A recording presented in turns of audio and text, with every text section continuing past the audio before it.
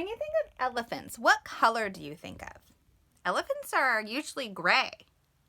Well, we're going to read a story today about a very special elephant, different than the other elephants, because he was a special color. We're going to read a story about Elmer, written by David McKee.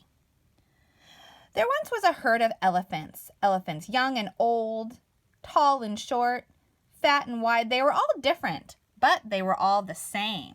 They were all the same color. Everybody, that is, except for Elmer. Elmer was different. He was a patchwork elephant. Elmer was yellow and orange and red and pink and purple and blue and green and black and white. Elmer was not elephant color. But it was Elmer that made all the other elephants happy. He joked with the other elephants, and they joked with him. But if there was even a little smile, it was usually Elmer who started it.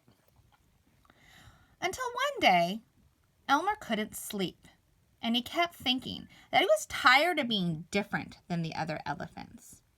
Who ever heard of a patchwork elephant? He thought. No wonder they all laughed at me. So Elmer had a plan. He walked through the jungle, and he saw his friends, and they said, "Good morning, Elmer." And Elmer said, "Good morning" back.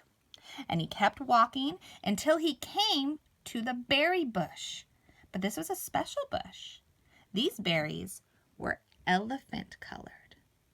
So Elmer shook the berry bush, and he shook it hard until all the berries fell to the ground. And then Elmer rolled around in the berries until he was covered with them from head to toe. Elmer looked different now. Now he looked like every other elephant. And as he walked back through the jungle, his same friends looked at him and said, "Oh, good morning, elephant." And Elmer said good morning back. They didn't recognize him. So Elmer rejoined his other elephant friends, and they were all standing quietly, and Elmer came to the middle of the herd. Nobody noticed him. But after a while, Elmer looked around. Everybody was just standing still. Nobody was laughing. Nobody was smiling. Everybody looked a little sad. And then Elmer just couldn't take it anymore. He lifted up his trunk and he yelled, "Boo!" And he scared all those elephants. They jumped and they fell in surprise.